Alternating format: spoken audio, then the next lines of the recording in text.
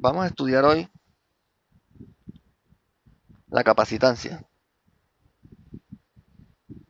¿Qué es la capacitancia? Es la capacidad de almacenar energía en forma de campo eléctrico. Los dispositivos de almacenamiento de energía que producen este fenómeno se llaman capacitores, no condensadores, capacitores. ¿Por qué capacitor? Porque este dispositivo no condensa nada, pero sí almacena una capacidad eléctrica. Por lo tanto, se llama capacitancia y el elemento se llama capacitor. ¿Qué pasa si conectamos dos capacitores en paralelo? Ustedes están viendo aquí en el dibujo que estoy haciendo. Si los conectamos en paralelo, equivale a sumar sus placas. Como si tuviéramos aquí las placas conectadas. Entonces obtendremos unas placas más grandes y un dieléctrico más grande. Quiere decir que las capacitancias se suman. Entonces la capacitancia total aquí es igual a la capacitancia 1 más la capacitancia 2. Por ejemplo, si este capacitor es de 10 microfaradios y este es de 10 microfaradios, la capacitancia total será igual a 20 microfaradios.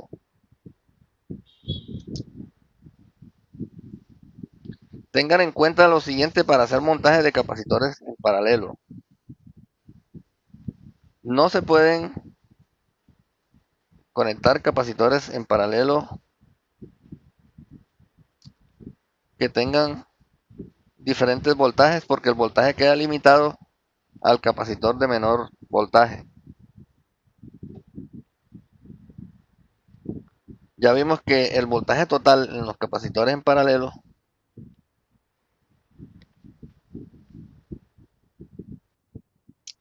es igual a la suma de los inversos de las capacidades de voltaje, suponiendo que este sea de 50 volts y este sea de 40 volts. Entonces la capacidad de voltaje total que se puede alimentar este montaje es menor que 40, es menor que el menor. Tienen que tener muy en cuenta esto, porque ustedes podrían pensar que ustedes pueden colocarle 40 voltios aquí, no, porque al tener otro capacitor en paralelo, esta capacidad de voltaje disminuye. Entonces sería 1 sobre 50 más 1 sobre 40. ¿Cuánto da eso? Es igual a 22,22 volts. Es lo máximo que se le puede aplicar aquí a este montaje. No le pueden aplicar 40 volts. Ustedes tengan muy en cuenta eso.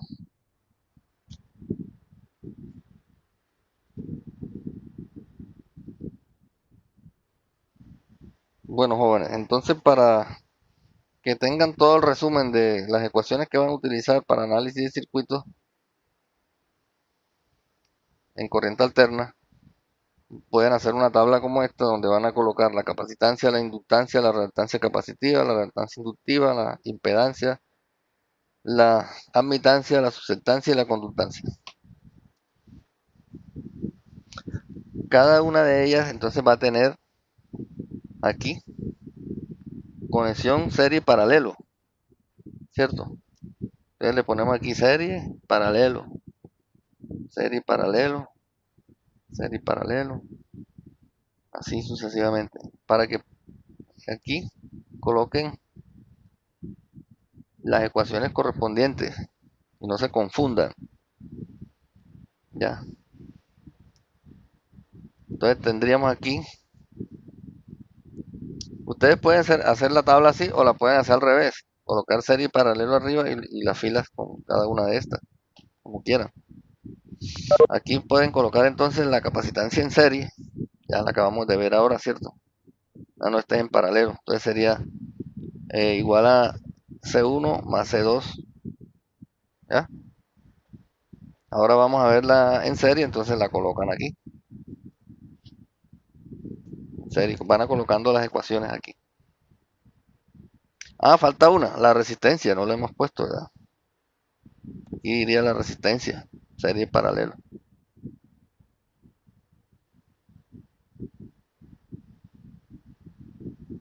Entonces resistencia en serie sería R1 más R2. Y aquí sería 1 sobre 1 sobre R1 más 1 sobre R2. Tendríamos aquí las ecuaciones de resistencia. Vamos por aquí. O sea que ustedes no han visto nada todavía. Miren todo lo que falta. Tienen que tener mucho cuidado no confundirse. Cuando se conectan capacitores en serie,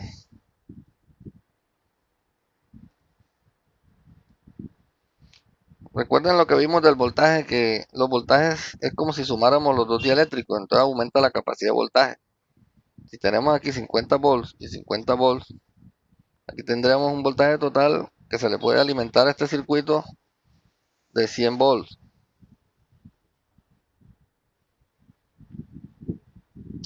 En el caso de la capacitancia, vamos a suponer que este sea de 10 microfaradios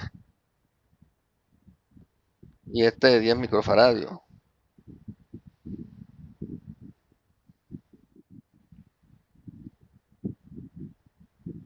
Entonces esta capacitancia no se puede sumar esta más esta. ¿Por qué? Porque al colocarlos en serie equivale a disminuir las placas. Aumenta el dieléctrico y aumenta la distancia de las placas. Perdón, la distancia de las placas. Y esto hace que la capacitancia disminuya. Por lo tanto, la capacitancia total va a ser igual al inverso de la suma de los inversos.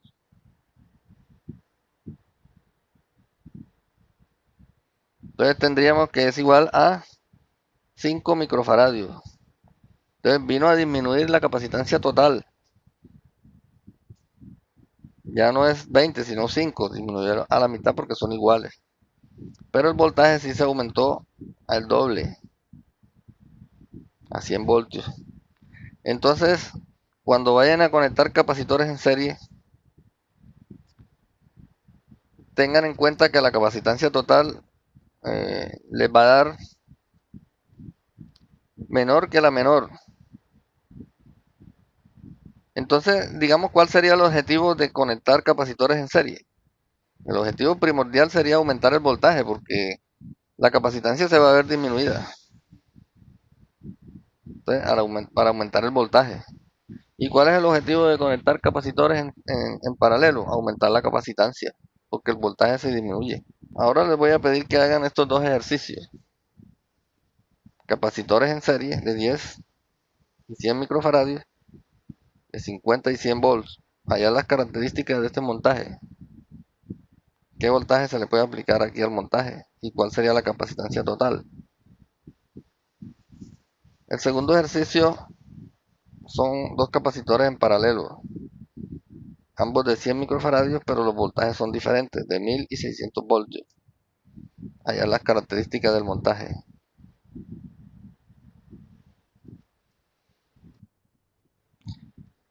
Las inductancias se representan con la letra L y es un efecto que producen las bobinas o solenoides. La inductancia puede ser con núcleo de aire o núcleo de hierro. La que no tiene núcleo de hierro se le llama solenoide. ¿Qué pasa si conecto dos bobinas en serie? Entonces tengo L1 y L2. Equivale a sumar sus espiras. Si las dos están en serie y están cerca, y hay inductancia mutua, igual como si fuera una sola bobina. Entonces la inductancia total sería igual a L1 más L2. Se suman las inductancias. Si esta es de 2 milihenrios y esta es de 5 milihenrios, entonces la inductancia total sería igual a 2 más 5, igual a 7 milihenrios. Ya tenemos entonces las inductancias en serie. La inductancia es la capacidad de almacenar energía en forma de campo magnético. Cuando la corriente atraviesa la bobina, se produce una expansión del campo magnético en la bobina y se genera ese campo. a medida que la corriente va aumentando hasta llegar al máximo. Una vez que llega al máximo, el campo se queda quieto. Bien, si cortamos la corriente o la quitamos, la corriente comienza a disminuir rápidamente por el corte. El campo magnético no se puede mantener porque el campo magnético es un efecto de la corriente sobre la bobina, la circulación de la corriente sobre la bobina. Entonces el campo magnético comienza a cerrarse. Al cerrarse el campo magnético, se produce un movimiento del campo y se cumplen los tres requisitos de la ley de Faraday. Tendríamos el conductor, el campo magnético y el movimiento del campo generaría la tercera condición. Por lo tanto, se generaría una corriente en sentido contrario a la que originó el campo. Esa corriente que se genera aquí es la energía almacenada en forma de campo magnético que se libera una vez que se corta la corriente que la origina. Entonces, al haber una corriente en sentido contrario, genera también un campo, una fuerza contraelectromotriz, o sea, un campo eléctrico, un voltaje de polaridad contraria al que lo originó. Eso se llama fuerza contraelectromotriz. Esta fuerza contraelectromotriz, siempre presente en las bobinas, origina lo que se llama la resistencia que ofrecen las bobinas al flujo de la corriente alterna. Se llama reactancia inductiva. Pero ese lo trataremos más adelante, ese tema. Vamos a ver qué pasa cuando se conectan dos bobinas en paralelo.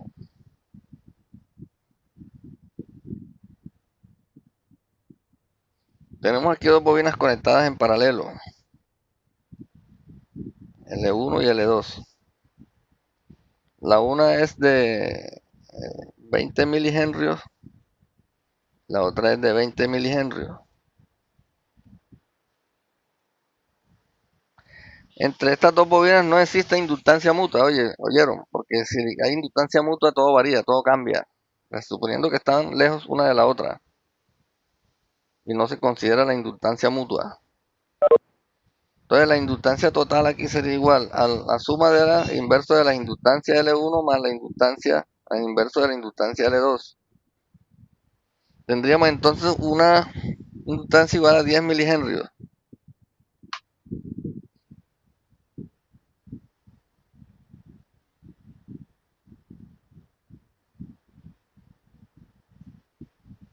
Porque hay una menor inductancia cuando están en paralelo. Recuerden ustedes que aquí entra una corriente y aquí se divide en dos corrientes.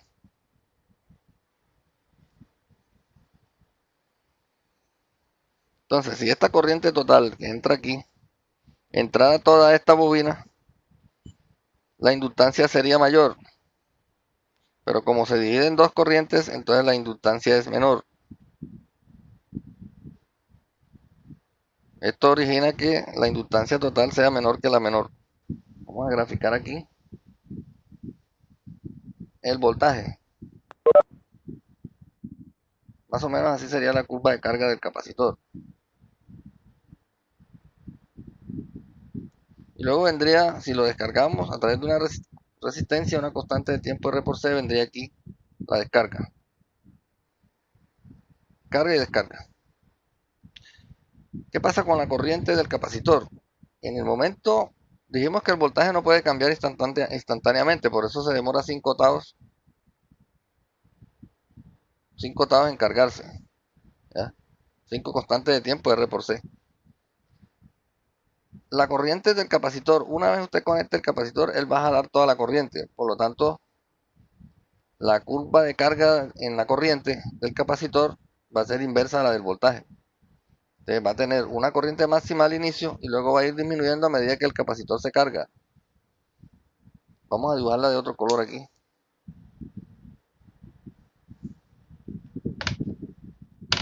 Entonces tendríamos una descarga más o menos así. También en 5 octavos la corriente. Aquí, parecida a la de voltaje pero inversa. Y se descargaría el capacitor. Entonces cuando el capacitor se pone a cargar, la corriente es máxima. enseguida, o sea, instantáneamente. Y luego comienza a cargarse, a medida que va adquiriendo voltaje, la corriente va disminuyendo hasta que cuando ya está cargado ya no hay corriente. Les había especificado dos ecuaciones, la de carga y la descarga. Carga y descarga para el fenómeno del voltaje. Observen que la corriente en el capacitor se adelanta, porque cuando el voltaje está en cero, la corriente es máxima. Entonces decimos que está adelantada con respecto al voltaje. El voltaje apenas está iniciando la carga. Cuando el voltaje está en máximo, la corriente está en cero. Se retrasa el voltaje con respecto a la corriente. Más adelante hablaremos de ese tema. Con relación a la bobina, entonces, ¿cómo serían las curvas? Son inversas a esta. Vamos a ver la de voltaje. La de voltaje, recuerden que esta aquí es la bobina, vamos a colocarla aquí. Esta es la bobina y este es el capacitor. Esta es la bobina y este es el capacitor.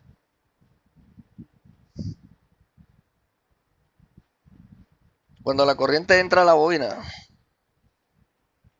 va a experimentar dos resistencias. La resistencia propia del alambre de cobre, que es la resistividad que ya vimos que es 0,0178 ohmios por milímetro cuadrado por metro. Va a experimentar esa resistencia que va a disminuir la corriente en la bobina, pero al mismo tiempo va a experimentar, a medida que se abre el campo magnético, una fuerza contra el electromotriz que se opone al flujo de la corriente. Esa resistencia se le llama reactancia inductiva. XL. Ese es el símbolo. Con respecto al capacitor, cuando el capacitor se carga,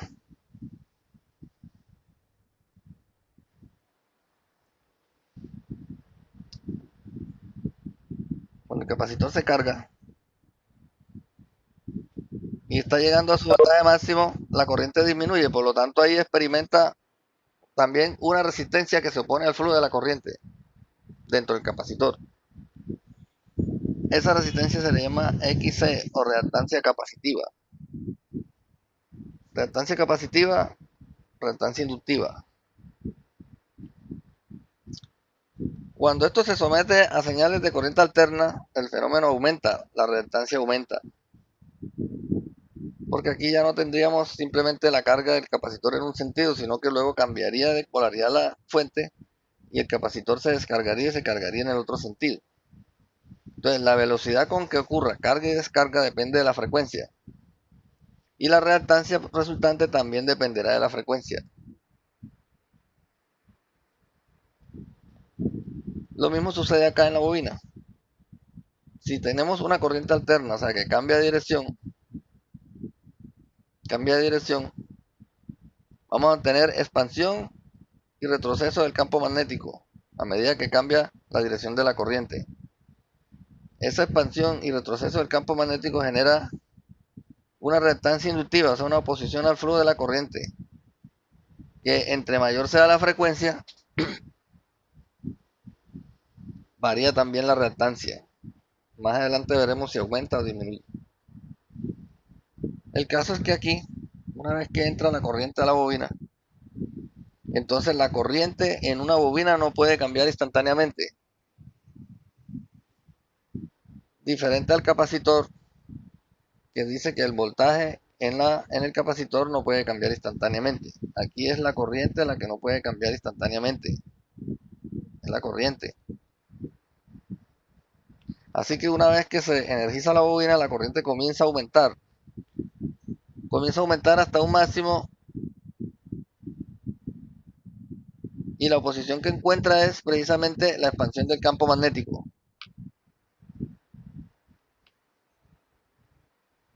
Hasta que llega al máximo, que es cuando ya la corriente DC se establece y queda fija. Al quedar fija, el campo magnético queda quieto y la corriente queda estable por la bobina. Ya no variaría. ¿Cómo es el voltaje entonces en ese caso?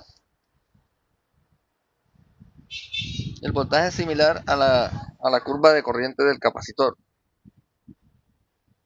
En el momento en que la corriente empieza a aumentar, ya el voltaje está aplicado a la bobina, el voltaje máximo.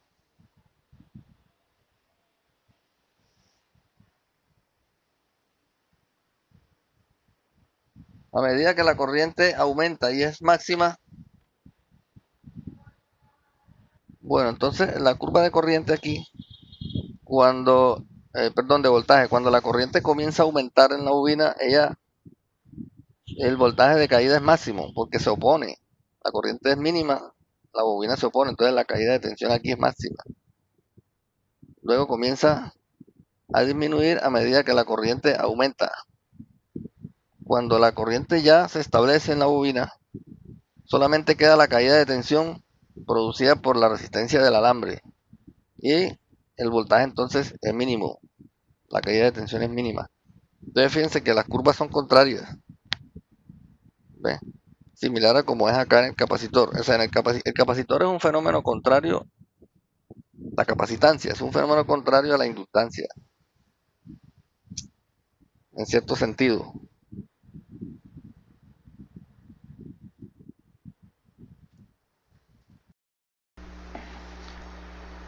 Dijimos que la corriente en una bobina no cambia instantáneamente, por lo tanto aquí debemos graficar en la corriente.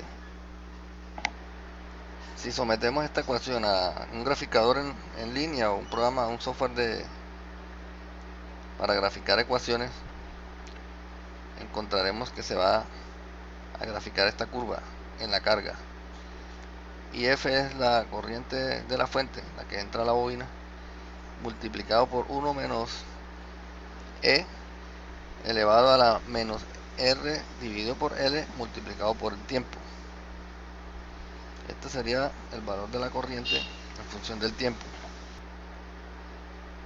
Si graficamos entonces en función del tiempo esta ecuación, corriente de la fuente por E a la menos R dividido por L por T, vamos a encontrar la curva de descarga de la corriente, que estaría ubicada más o menos por acá.